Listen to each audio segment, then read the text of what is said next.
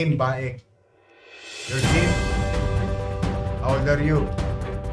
In the meantime, I'm happy with the MPD. Ito na po, Yorme, yung sinasabi nating Anyong Haseo. Halika.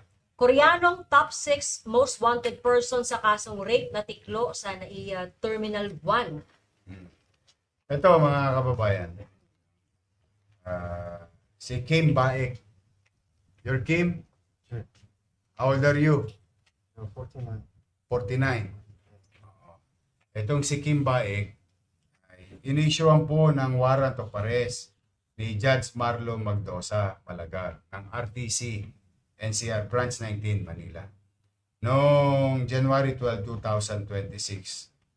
Siya rin po ay nasa lista ng top 6 most wanted person, district level, sa kasong rape. Nahuli po ito sa airport ng ating Manila Police District.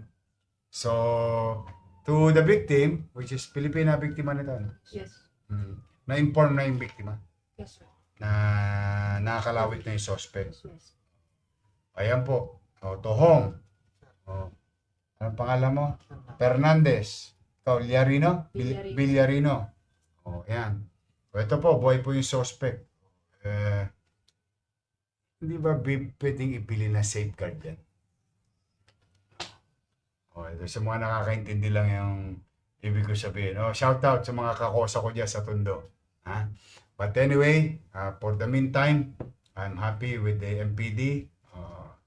Whether Banyaga, tayo o sino man. Papapanagot ko kayo sa mata ng batas. Congratulations, MPD. Sige, dali niyo na yan.